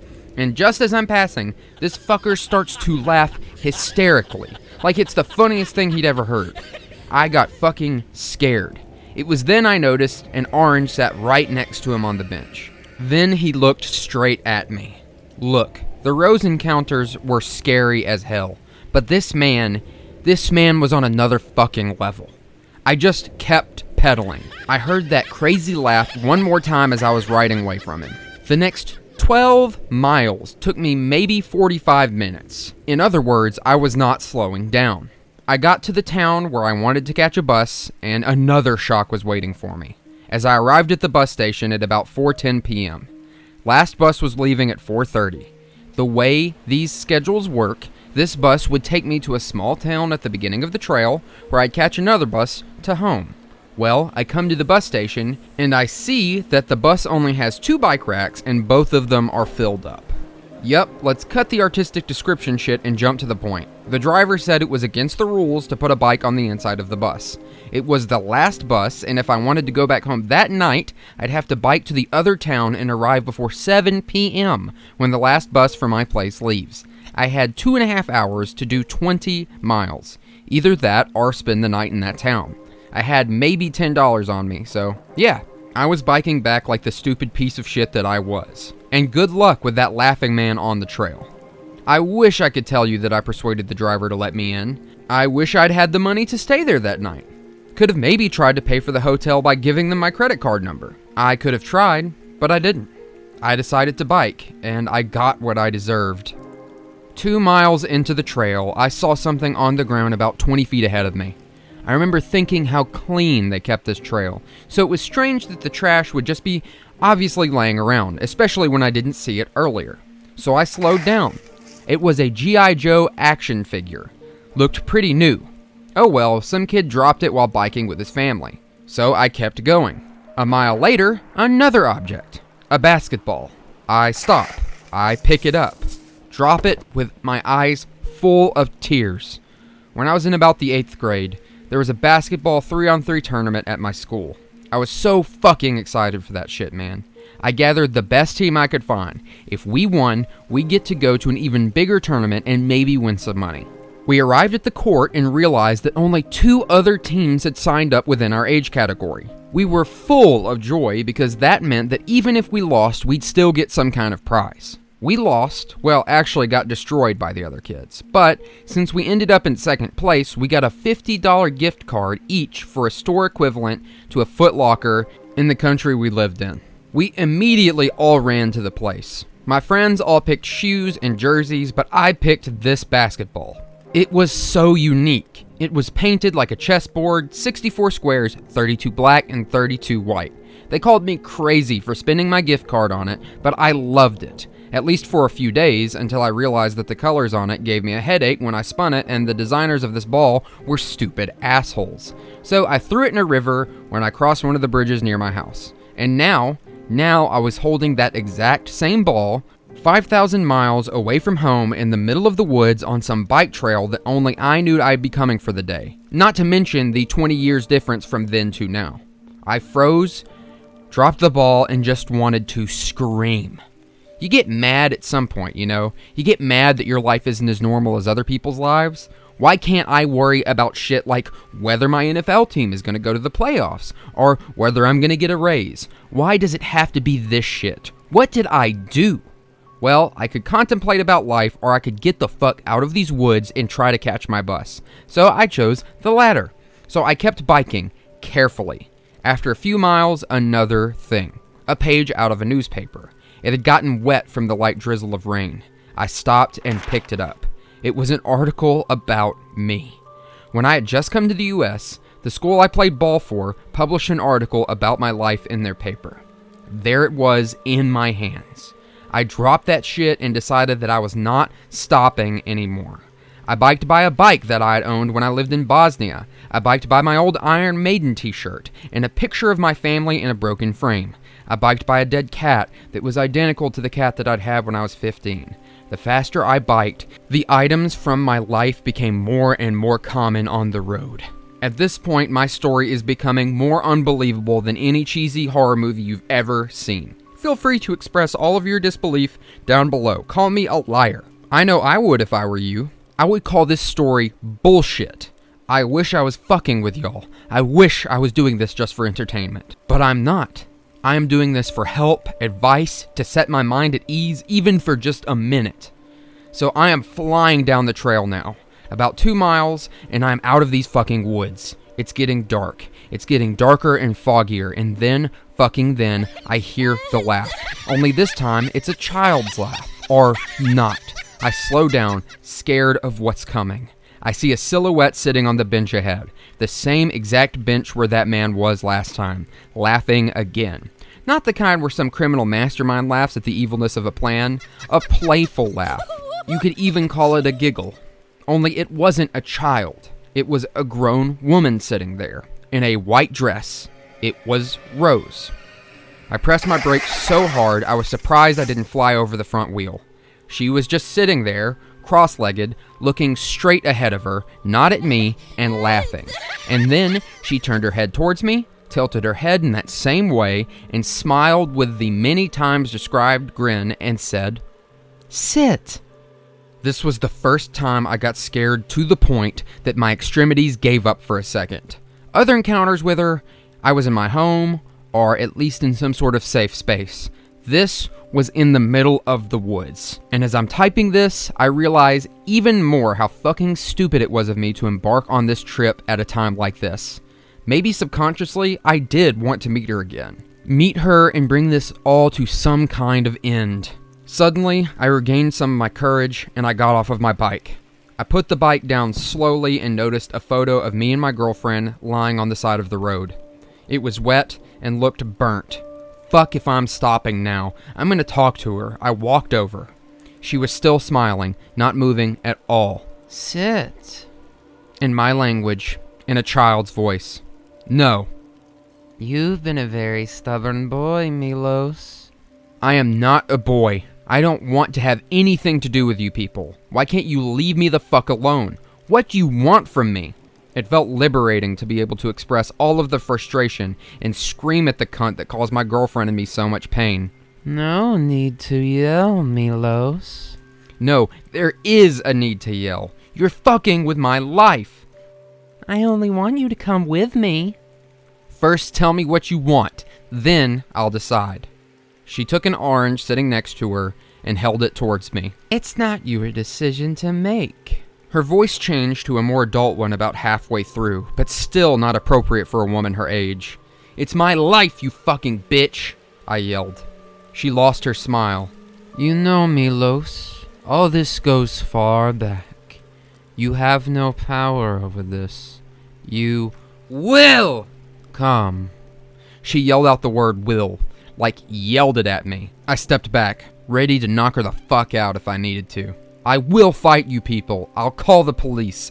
You can't do anything. She cut me off. Do you think the police can help you? You think your friends can help you? Who do you think we are? What the fuck are you, a cult? Do you want me as a sacrifice? She started laughing. She laughed while never closing her eyes, never taking them off of me. You silly boy. Her voice switched to that of a child's again. You have so much to learn about us. She stepped towards me then. At this point, I honestly believed I was dealing with something other than a human being. I'll admit, after I got home and cooled down and thought logically, I went back to my theory of it being a cult. But in that moment, right then, I believed I was encountering something otherworldly. I'll ask for help from others then, I said, not even knowing what I meant. Church, maybe? She said it in a way like when a child is imitating your voice just to irritate you. You think your gods will save you? Ask your priest about me. Ask, then decide. I had no idea what the fuck she was talking about, but I decided that enough was enough. It was time to run. At the same moment, she stepped back, sat back down, and started looking at the orange. I ran back to my bike, got on it, and started pedaling like the devil himself was behind me. As I passed her, she started laughing uncontrollably again, still just staring at the orange. I got on the bus at the last moment. I was a wreck during the ride and when I got home. I called the guy from the police station, told him what happened, and he said he'd contact the local police and ask them to check the trail out. I expected them to find nothing. I spent the whole day thinking about what happened. How could she or them get all of my stuff that I am sure didn't even exist anymore? Was that really the same cat I had 12 years ago? How? And what did she mean by ask my priest? So many questions and exactly zero fucking answers. I am mentally drained. I didn't tell my girlfriend about any of this because this would probably cause her to have a nervous fucking breakdown. I might even have one myself. I am a broken man, tormented by something that I am not familiar with. I am lost. So that was part 5, and here is what I think about it. It did have a pretty good few scary moments, like, when he encounters that man on the bench, the idea of laughing coming out of this fog, the trail of stuff from his past that he was pretty sure he'd gotten rid of, and then the encounter with Rose. Like, imagine seeing a dead cat that you haven't seen in like 15 years. That idea is like really scary and almost dizzying. And I'll say, sometimes when I'm reading this and there's moments like that do genuinely give me a little bit of a shiver, I do actually get a physical shiver. Like visualizing this stuff, putting myself in the situation as I'm reading it. And I don't know if it comes through the recording as I'm reading that I am getting this like, ooh, that's kind of scary. I don't know if the tension is coming through, but having said that, this one also had some moments that I think are kind of funny and silly. The first is like, yeah, why go on a fucking 50-mile bike trail through the woods with all of this stuff going on? Of course, to make it make more sense, he calls himself out on it, but this, along with just the forgetting the scary moments so many times when he was younger up into an adult, it's like our main character really just has a bad memory or really is just dumb. Also, the fact he had this cool basketball and he just threw it in a fucking river. Like, why would you do that? All because when you spun it, it made you feel sick? Spinning it is not the point of a basketball unless you're like a Harlem Globetrotter. I think the visual of having all these items strewn along the trail is neat, almost like a walk back down memory lane that you don't actually want, especially when it gets to the dead cat, as already said.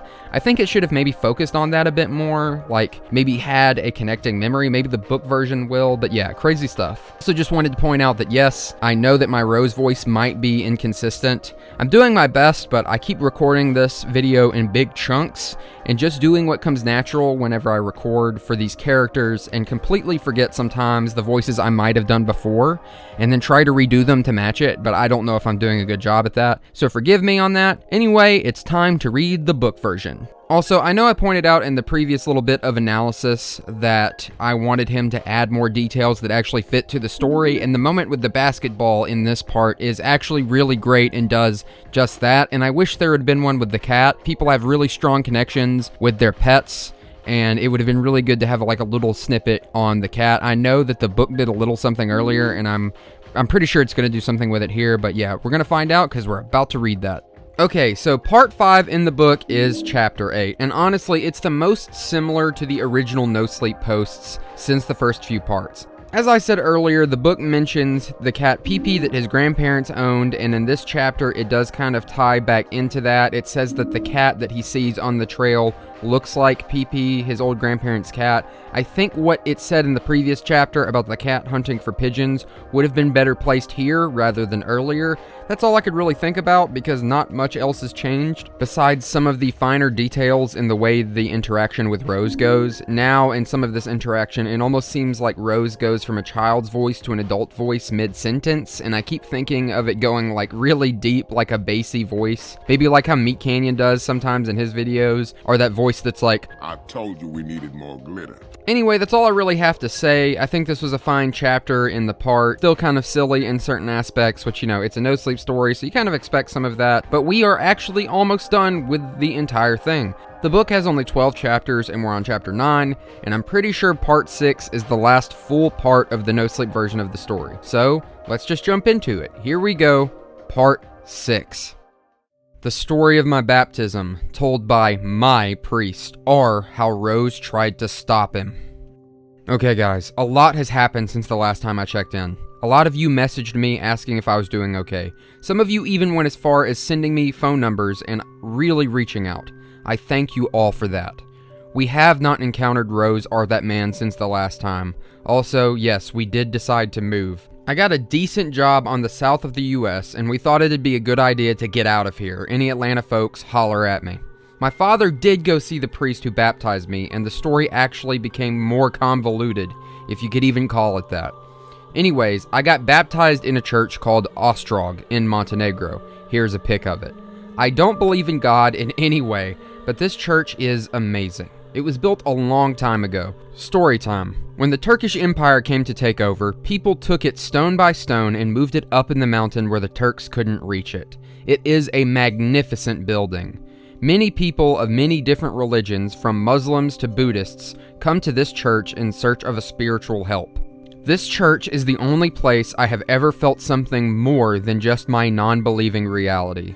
So, when I was 6, my dad decided to have me baptized. Neither of my parents are particularly religious, but my dad did follow his traditions, and baptizing his kids is one of them. He decided that the baptism should be performed at the most famous church in the Balkans, Ostrog. You had to schedule it, and demand was so high that I was going to do it with other kids as a part of a group baptism. When we arrived there, and disappointment awaited, at least for my dad, I couldn't give any less of a fuck, because at the entrance of the church, the priest stopped me. You can't go in.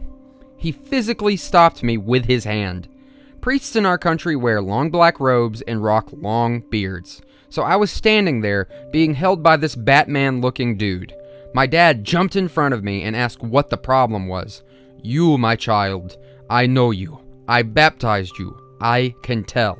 But your son, he cannot go in here. For context, he had baptized my dad some 20 years earlier. And why is that? My dad asked, shocked. I can't really tell you, but it is better for all of us that he went elsewhere. But why?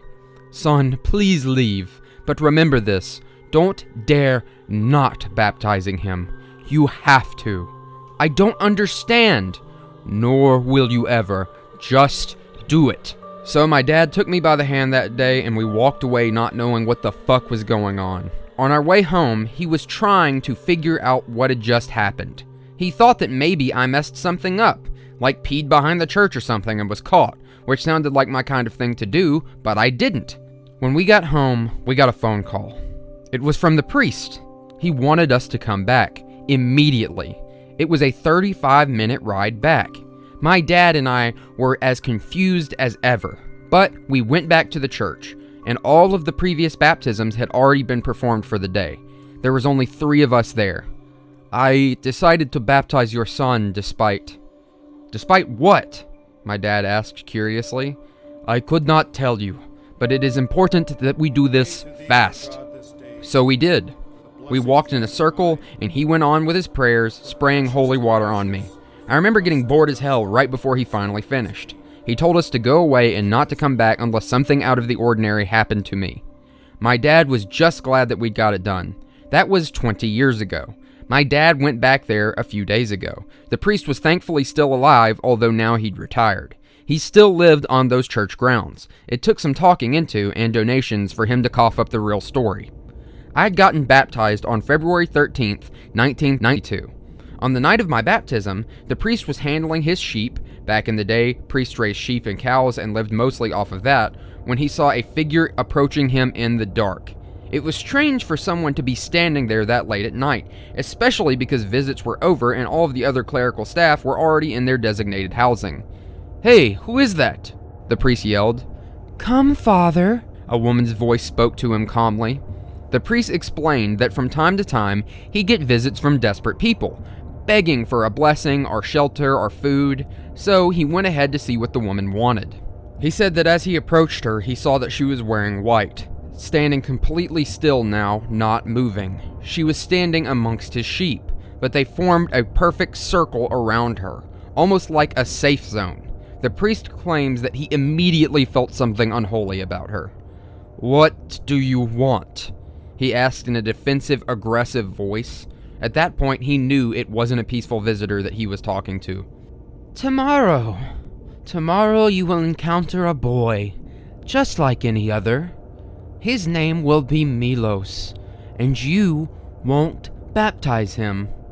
The priest told my father that he'd performed several exorcisms before, but he had never actually been scared. This time, he felt unsafe. You and your kind have no place on this holy ground. My kind, Father? What would that be? You demons! His voice cracked in fear. She laughed. Demons?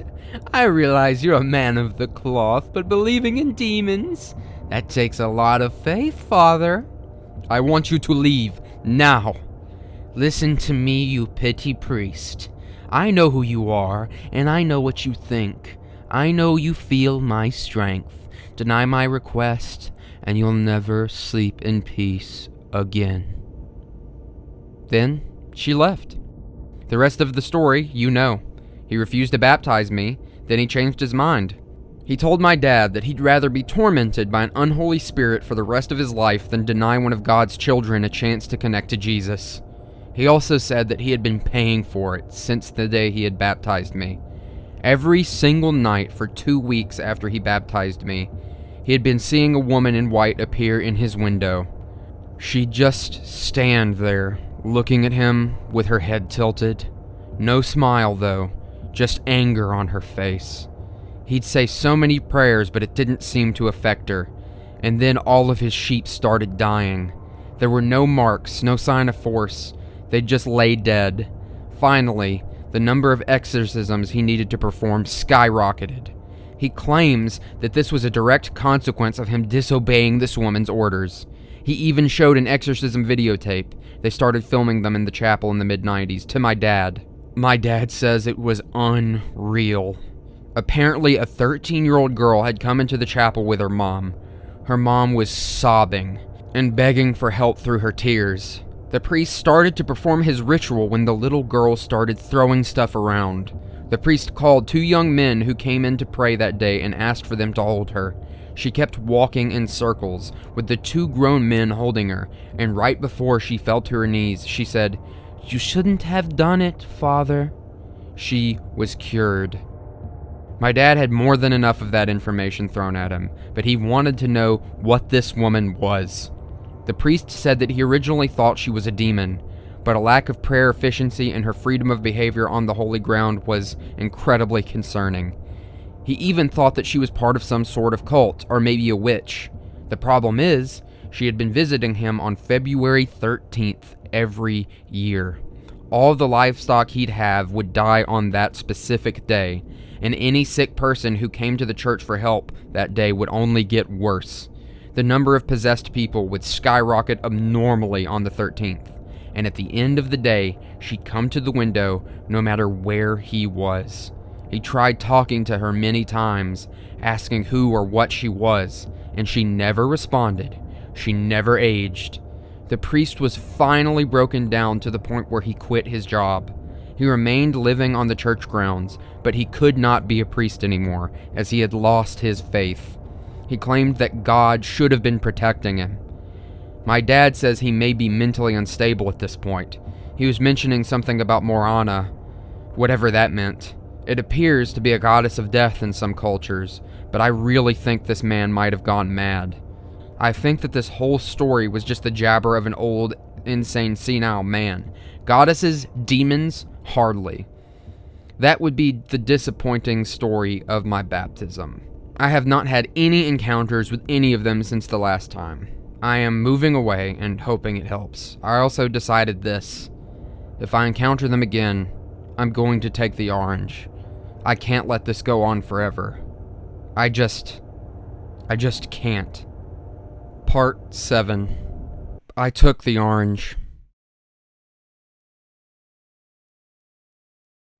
So that was both part 6 and part 7 of the No Sleep story. That is how it ends. I find the ending to be pretty disappointing, even in the No Sleep story. The fact that he just kind of writes off the priest as being insane, despite all of the weird stuff that he's been experiencing, and had all of these people in his life, like, just kind of being like, no, you're crazy. It's weird that this priest would have these things happen to him, and then instantly main character is just like, this guy's crazy.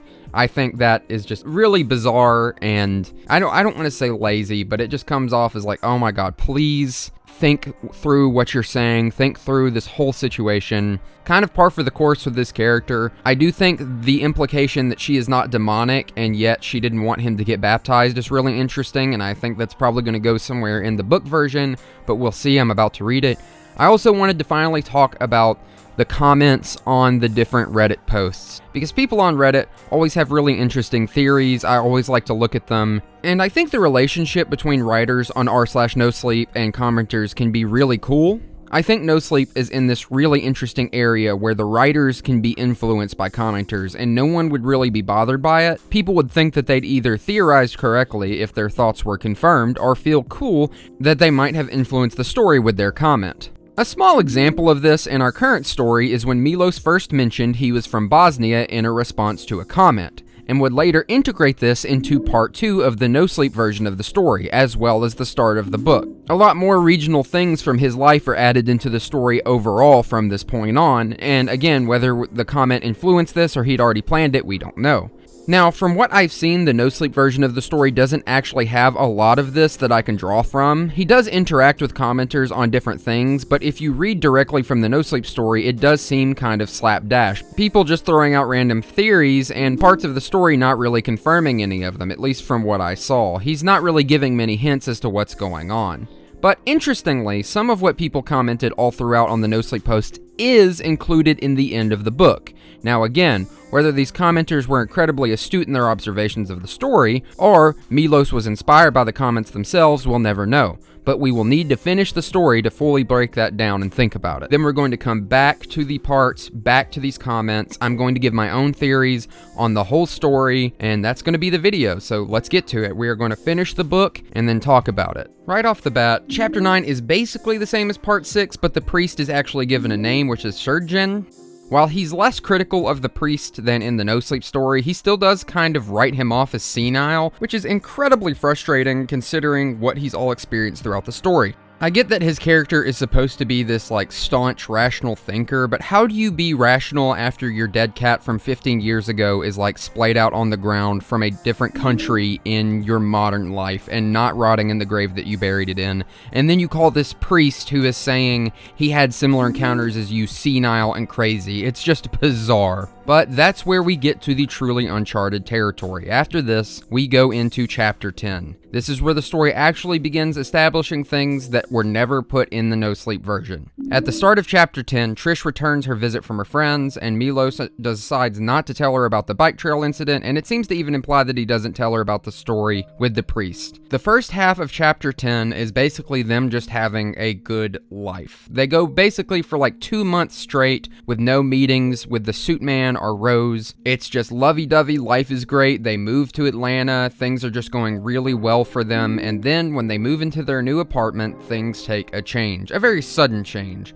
In the middle of their unfurnished apartment, while Milos is there by himself, he sees an orange in the middle of the floor. This, of course, shocks him, causing him to drop a Coca-Cola that he has, and then he stands up. He turns around on heel, and standing in the entrance to their newly rented apartment are Rose and the suit man. Rose is not wearing lipstick this time, I don't know why that was important, and the man has very intense, almost pinprick-like pupils in his eyes right now. Milos considers his options, like fighting them, running again, ends up resigning and just doing what they wanted the whole time. He basically asks, "If I take the orange, will you tell me why you've been doing this?" Rose responds by smiling. She looks at the man in the suit, who nods in approval. She then looks back at Milos and then at the orange. So he closes his eyes, kneels down, and picks up the orange, and nothing happens. The room becomes deathly still. He opens his eyes and looks at the orange and sees that it's just slightly rotten, but that's about it. He's just holding a slightly rotten piece of fruit. He then looks over at them with like relative peace and calm. Rose's head is no longer tilted. The man has taken his hat off, and they both just have these soft, non-offensive expressions. Milos slides to a seated position on the floor and asks them to come in. Rose and the suited man enter. Rose sits in the only chair in the apartment and says, "What would you like to know?" She asks this while smiling, speaking in her natural tone, not in a scary voice, just a completely normal person's voice. Milos responds by saying, "Everything." Rose responds to that by saying, "Curious, aren't we?" She says this in an almost friendly tone, and then follows up by saying, "I'll try my best." What follows is Milos telling of Rose's story, of how she became the woman holding an orange. So she's basically telling him the story, and he is rewriting it in the book. Rose's story follows Milos' great-grandparents, specifically his great-grandfather, whose name is Jovo, which I could pronounce in many different ways. Apparently it's pronounced differently, mattering on the region that you're in, but I'm going to go with Yovo because that rolls off the tongue the best, especially since I'm about to do a lot of reading. Yovo was an explorer and adventurer. He loved traveling the world, but this came to a stop when he met the love of his life, Anka, and she very quickly became pregnant. Money became tight, so they couldn't afford the trips that he so loved, until the craze of African safaris in Europe came through Bosnia. They were unusually cheap, and when Yovo heard of a honeymoon discount for trips to Kenya, he jumped on the idea, quickly persuading Anka. They convinced her parents to watch Dana, Milos' grandmother, who was a baby at the time, while they went on this trip. There they met another couple, Das and Chandi, two individuals from India who had also come to see Kenya. The two couples clicked instantly and became quick friends. Circumstances would lead to Yovo and Chandi, Das's wife, going on parts of the trip alone together. Basically, Anka got sick with a stomach virus, but still wanted them to go, and Das was there for work. Yovo and Chandi had great chemistry together, and after a night of drinking in a region called Kiambu, they ended up sleeping together in a deserted barn, or at least what they thought was deserted, when they were spotted by a young girl. They tried to catch her to convince her not to tell anyone what she'd seen. Yovo cornered her on the second landing of the barn and pulled an orange out of his pocket, offering it to her to show her that he meant no harm, like a gift of sorts. In fear, she tried to run from him because she didn't understand him, as they spoke two different languages, and ended up falling through rotten floorboards of the barn, crashing down like 20 feet below and becoming horribly injured and seemingly passing out. They decided to leave her there, not wanting to risk their marriages and standing. And as a sign of good faith, despite the fact that they were just leaving her there, Yovo set the orange next to her, hoping that she'd understand that he didn't actually mean for her to get hurt like that. He then would spend the rest of his trip nursing Anka back to health, who had sat out the adventure because of her illness, and worried that he'd probably killed that girl, though just hoping he'd gotten away with it, that she hadn't actually died, because he didn't hear anything in the news. He thought he'd gotten away with it, that she maybe had survived and was fine, but the man driving them back to their plane was actually the tour guide who'd driven him and Chandi to the area where it had happened. As they were riding along, the tour guide seemed to recognize Yovo and said, "Have you guys heard of the girl from Kiambu?" Anka, noticing that her husband became tense at this mention, asked, "No, what happened?" "Well, apparently some rich white girl fell off of an old barn and nearly died," said the driver. "She's alive?" Yovo asked rather suddenly. The driver chuckled. "See, that's where things get interesting. Apparently this girl fell from the barn's attic, very high. She was horrifically injured, broken legs, arms, ribs, even her neck." "Oh dear God," Anka gasped. But that isn't the worst part. The worst part is that while she lied there for hours, she had been awake the entire time, paralyzed but racked with horrific pain. Imagine sitting for hours, tormented by the pain of nearly every bone in your body being broken, and not even being able to scream for help. "My God! How could her parents allow such a thing?" said Anka. "Is she going to be alright?" Yovo jumped in, being eaten alive by the guilt. "No one knows. They've called the best doctors in Kenya, but all of the doctors give the same answer. She won't make it. Apparently some of her internal organs were pierced by her broken bones, and since she was found so late, she has very little chance for survival." "Poor child," whispered Anka. "But that's not why I'm telling you this," said the driver. "Those kind of things, they happen here daily. No, it's that her father refused to accept the situation. He called many different doctors from all over, but no one would come after hearing her situation. So he decided to go down a different route." "What route?" Yovo asked. "One of the servants suggested calling a voodoo priest. The father, out of desperation, agreed." "You're not going to tell me that the priest saved her, are you?" Anka asked. "No," responded the driver. "He did everything he could, prayed all night, made sacrifices, all of the crazy things that voodoo priests do. But by the morning, she looked just as bad, if not worse, as she had the night before." "So she died?" Yovo asked, just as their car pulled into the airport. "No," said the driver. "The next day at 6 a.m., the whole family surrounds her and the priest. The priest was preparing the final sacrifice, praying and everything, when a knock was heard at the door. They thought it was more family, but it wasn't." "Who was it?" said Anka, now just as invested as Yovo was. "A man, not family, our friend, our neighbor. He was impeccably well dressed. Fine black suit, nice dress shirt, expensive hat. The family thought he was a doctor, but the voodoo priest said that he was no doctor. In fact, the priest stopped praying, packed his things, and immediately stood. Voodoo priests never interrupt their own prayers, and to the shock of the room, he said that he must leave, and then did so without saying another thing. The girl's mother began to weep, while the father fell to his knees, and just then, the man in the suit spoke. "Your child will be dead before night falls." "What do you want from us?" one of the girl's uncles asked. "We know she's dying." "I can help," said the man in the expensive hat. "How?" demanded the father in disbelief. "That's not important. The question is, do you want your child to remain in the world of the living?" "Of course!" barked the father back. "What kind of But before he could finish, the man interrupted him. "I can make her live, but you will never see your daughter again." "What? Are you joking? Get the hell out of here!" yelled one of the girl's many family. "So, you want me to leave?" said the man, immediately locking eyes with the girl's father. Every single person in the room became silent. The tension was unbearable. Every eye in the room was on the girl's father. He spoke. "I don't know who you are, but if you can save my child, just do it. She's nearly dead," said the father, and then began to openly weep. The mother then shouted, "No!" and crawled atop of her unconscious child. "I won't let you take her!" The family tried to talk to the father, but then, one by one, they began to leave the room. The mother was eventually dragged out by the rest of the family. Was it crazy that they'd let a complete stranger take their child? Yes, but they felt that the man was telling the truth, and they had no other options. Half an hour later, when the mother returned to the room, all she found was an empty bed. "Who was the man?" demanded Anka. "Wish I could tell you," the driver responded. We need to go. We'll be late for the plane." Yovo and Anka began to unpack, but before leaving, Yovo turned and stopped, asking the driver one last question. Out of curiosity, what was the girl's name?" The driver looked at him. "I believe it was Rose." That's how the story ended. Milos asks Rose if it's all true, and she says it is. Milos, of course, doesn't believe it, but she challenges him. She says that human beings label things as supernatural or unbelievable when they may well be part of our natural world and very real, just hard for most people to understand.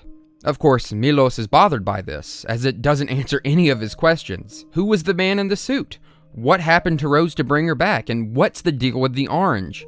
Milos demands an answer, at least for the orange. Rose, as she stands up, simply turns to him and says that giving him the orange sets her free. Milos begs to know what's going to happen next, but Rose simply says that it's all she can say for now, but soon enough he'd know more. Milos, in desperation, says one last thing. So if I took it, this all would have stopped the entire time? Rose's response is, that's all I ever wanted you to do, and that's all I asked, to take the orange. He then asks why she also tormented Trish. Rose then insinuates that Chandi and Das, the Indian couple that his great-grandparents met, are actually Trish's great-grandparents, implying that they'd been destined to be together. Then, Rose and the suited man leave, and Milos basically says he hasn't seen them again. Things go back to normal. Milos questions the entire thing, that maybe Rose was just a crazy woman, and so was that man, despite the fact that his grandmother basically confirms the story, having read her great-grandfather's diary. He keeps the orange, too, which no longer rots, just staying in the same state of slight rot, apparently for months after that last encounter, another supernatural thing. The story ends with him confirming that him and Trish are having their first child, and it's going to be a baby girl. The end. Now that was just a summary of those last few chapters. I didn't want to read them out because I think if you really want to read them, you should go get the book yourself. I don't know, I hope it supports Milos's actual family. As you know, Milos died of cancer, and so I just wanted to say, if you can, pick up the book if you want to read it, or read the No Sleep story and spread the word. But that's it, and now I'm going to talk about the whole story. I'm going to talk about the notes on these final chapters. I'm going to give my opinion on the whole thing. So yes, that was the actual ending of the story. That is the version that caps off everything. It's in the book only. The original ending of the No Sleep story was just he takes the orange, which was a lot more left up to interpretation. You know, I took it and then he never posts anything again. I think both endings are interesting and also unsatisfactory in their own ways, and both do show that the story was probably from the start just meant as a way to take an interesting idea and see what could be done with it. The idea was probably, can I take an orange and a woman and make this idea of a woman holding an orange scary and interesting? And I think for the most part, if that was it, he accomplished that. The problems come as the story gets bigger and bigger, and this is in both versions. Kept to just the No Sleep version, the nonsense of the story is kind of fine. It's of course the build-up that the horror needs, but it keeps piling on questions with no answers, or at least too many possible answers. Rose is this seemingly insane woman at first, who follows Milos and is implied to have other people helping her in the first part, then ramps things up with the break-in. Then we learn that she's possibly ageless, and that she seemingly has paranormal powers. So we have this super-powered ageless weirdo who is torturing him and his girlfriend and both of their families with a man in a suit for almost no reason, except that they want someone to take this orange, and somehow they know it'll be Milos that will do it eventually, and in the end he does end up taking it, and the story just ends. Unsatisfying, but still kind of spooky. Of course, people in the comments on Reddit had theories, but we're not going to talk about those in this video. Well, you'll see later. The book version is actually worse in this regard because the answers given at the end make some parts of the story make less sense. Like, why does she act the way she does and then just change when he takes the orange? Her saying, I might just be crazy, is not a satisfying answer.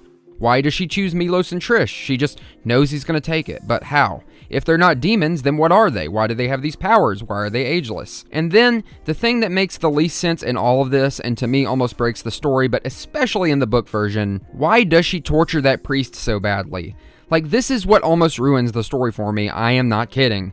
Milos not only is just like, this priest is insane, but Rose for some reason kills his livestock and makes people sicker for like 2 weeks, and then once a year for the rest of his life, just to fuck with this poor old man for baptizing a kid. It makes the entire character make absolutely no sense, because you can't just say that she didn't hurt anybody and was just trying to do this one thing, when she did. She tortured this old man because he didn't do what she said. She psychologically tortured him for 20 years and didn't need to accomplish her orange task. They don't even talk about why the baptism was a bad thing. Like, the baptism didn't even seem to affect him taking the orange at the end. So, as a story, it doesn't really make sense overall in either version. The no-sleep version kind of blue balls you, and the book version goes from a horror to an almost weirdly fairy tale-like ending, which makes sense because some of the people in the comments theorize that she might have been a fae being, but when looking at the totality of everything, it's just kind of like, what's going on? I think on its own, the no-sleep version of the story is completely fine. It starts out really strong and then becomes kind of spotty from point to point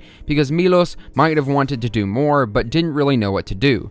He would do something to make an entry scary but not consider the implications it had for the story, while seemingly also wanting to have that story as well. I still think for what it is, both versions of the story are alright. They do scare you, and if I wasn't so overdone with reading this over and over again and listening to my audio, I would probably still like it how I used to. I mean, the reason I made this video from the very beginning is because I couldn't stop thinking about it. It was so memorable. The first entry and the second entry were the two that I'd heard, and I always remembered them. The trail scene also is really cool, which I didn't read or listen to when I was younger. So all in all, I think as a legacy piece of online horror media, a cool no-sleep story, it's cool. The author, Milos, published a book in his lifetime, which is more than most will be able to say. And I don't think that's a bad legacy to have, even if the book that you wrote isn't the best piece of literature ever made, even if it's kind of bad.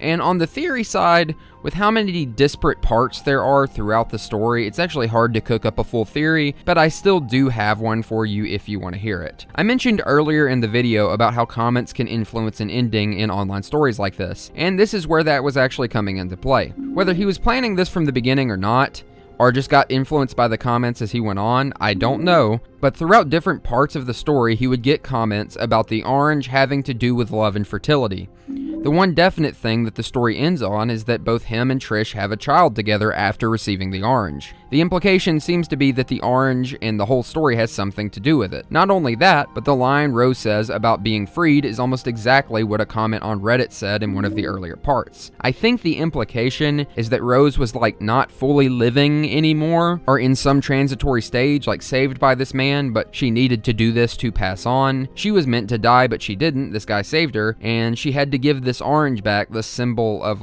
innocence or good intention or something like that, and by giving it back, the transfer that was mentioned in the book was done. She was given another chance at being a real life person. Maybe in giving him and Trish the orange, she could be reborn as their child, her soul could finally rest and she gets another chance at being a normal human being. That's what I think when I look at the whole story. It still doesn't perfectly make sense, but it's the thing that lines up the most, especially with the comments and the story itself, the ending in mind. That's what I'm talking about. This was a really interesting journey and video to make. I'll be honest, right now I just kind of want to be done with it. I've reread this story many times and looked at comments and had to listen to my own audio, and this video was originally going to be 10 to 15 minutes longer, but I cut out the original ending and wrote this to be a lot shorter because I rambled a lot. I talked a lot more about different theories, but when I really looked at it, the story doesn't feed them. And I'll leave us off by explaining what I mean. The story has a lot of threads that don't really go anywhere. Even with the original version on NoSleep that just ends, there isn't really enough information to make an informed guess on who or what Rose is or what's really going on. The author vaguely thinks she could be part of a cult, then the priest mentions the name of a death goddess at one point, but then the story just ends. He takes the orange. The no-sleep audience got their scares, but no resolution to any of the mysteries established, and any theories crafted would be done with these vague plot threads that don't really go anywhere. Throughout the story, everything done feels like it's done in service to make the story scarier without thinking about the story itself and where it's going to go, but still wants to have that story, which isn't abnormal, I think, for online horror stories, really. The book tries to tie this all together, but just makes it even more apparent, because you do get a confirmation of who Rose is, but not what she is or why she is. You get why she does it, but the why is contradictory to some of her actions throughout the story, like the priest, or the hunting his whole family for whatever reason, or even why she chose him. The main ending talks about its own lack of resolution, with the main character speaking about how little sense all of this made, which is similar to any theory you could craft. With a lot of things I make on this channel, I look for threads to try and string together an interesting narrative theory that meets the story itself, but I didn't see any of that here, even as I read through the comments on Reddit and did research. There are theories that you can have, but a lot of what's in the story doesn't even slightly confirm them. Besides maybe that the orange is meant to pass something on to them and I guess let them get pregnant at the end. And that's all okay. It's okay for the story to just be scary, and I think the NoSleep version kind of does that, but the story itself seemed like it wanted to be more than that and just couldn't get there. And the paths were there. The mentions of the cult, the mentions of her ageless powers, but maybe towards the end, Milos just wanted to be done with the story, or didn't really want to have a defined ending despite giving all of these allusions to what could be going on. But I think that the ending he chose for both versions does a disservice to the idea of the story just being scary. One is flat, it just ends, and while this version preserves the scares more than the other, it does so by simply stopping, completely cutting off any possible narrative resolution that was hinted at all throughout the story. And the other version, the book version, turns it into an almost fairy tale-like story that makes some parts really confusing and the rest less scary in retrospect. Both have their flaws, but after reading and examining both for as long as I have, I'd say that the online version holds up more years later, because while annoying that there is no resolution, I think it stays scarier because of that. So you can go look at it. The r/NoSleep threads are all still out there with all of the original images intact. The book is also on Amazon if you want to read it, and I do recommend it. You can be a judge yourself. I read the whole book myself. It's a fine little piece of scary entertainment if you can get over the fact that the ending kind of makes the whole thing fall apart. Having said all of that, I hope you still had fun with me, even if this wasn't the most satisfying story. I really wanted to cover this, and when I learned about the death of the author, I really did want to come back and cover this and see how it held up and see what I liked about it. And you know what? I still have good memories of it, and I hope I will have good memories of making this video, and I am really thankful for Milos for making that. It stuck with me for a lot of my life, and I did finally get to finish it. And I really hope you enjoyed it. And remember,